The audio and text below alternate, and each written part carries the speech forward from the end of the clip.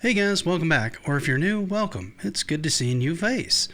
Today I have another Genre Makers, which for those of you who may not know is where we go into various different games that set the groundwork for the genres we know and love, or, in other cases, totally redefined it to be more in line with what we do know today. And, well, today I want to go into the horror genre. Nothing too gory, I assure you, but an early game that helped define a lot of the puzzle exploration and setting types that make up a lot of what we see in games like Resident Evil and Silent Hill. So if you have a minute and interest, sit back and hang out a while as we go into some of the early horror games, and one in particular that helped set up much of the trappings and mechanics that we still use to this day. Alone in the Dark was developed by Frederick Reynolds, but basically a pet project during his time at Info Games. Now, his main job when he started there was to port early 3D games like Alpha Waves to various different platforms. And I've kind of touched on Alpha Waves before, and I'll try to actually link that for any of you that are interested in talking about that game. Regardless of that, the ports that he was working on got he and some of the others the idea to program a tool that would help with making 3D objects, which was really not as easy as you would think in 1989. And after they got this tool developed, it gave a few of them the idea in the office to make a game using the new tools. The then CEO, Bruno Banal, saw some promise in this and suggested something that might use something like a match to allow the player a snapshot in an otherwise totally dark environment, which was an interesting idea, but not one that would really be used. Instead, the team came up with the idea of using a 1920s styled house, the kind that you'd often see in old haunted house movies.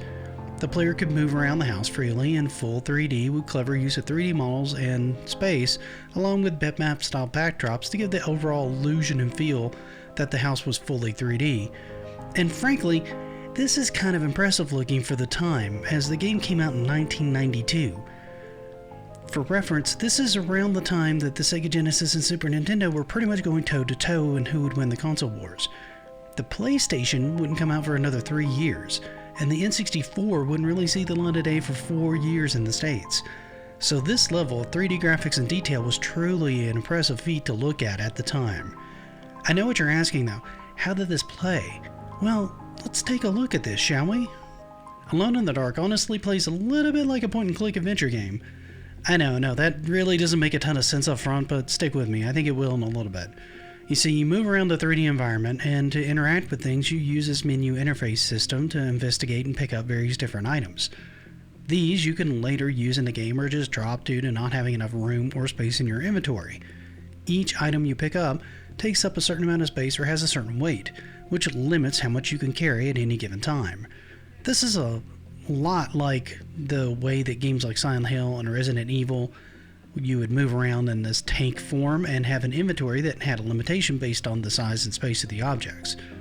Much like those games just mentioned, in this game, a lot of the items would be used to open areas or solve puzzles in a house. You would also find weapons and run into monsters in the game, which, well, could give you the option to either fight them with either fisticuffs or with the various different weapons that you picked up while exploring the house.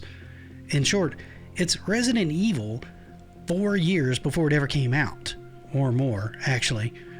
The core movement, exploration, puzzle solving, limited inventory, and ammunition all add up to a very close package to what we would see in other especially popular franchises moving forward.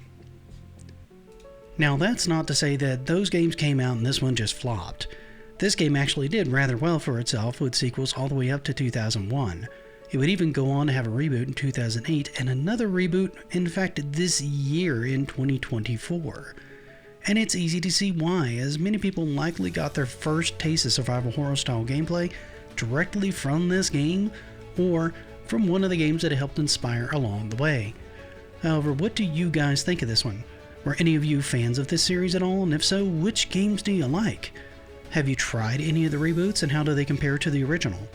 Do you play any other survival horror games at all, and if so, which ones? Let me know in the comments. While you're there, if you don't mind, leave this video a like. Also, if you see more of my content that you like, possibly something on the screen now, consider following the channel. That actually does help me out a ton. Till we meet again though, thank you so much for spending part of your day with me. It really does mean a lot to me. I hope you have a great rest of your day, and until we meet again, happy gaming.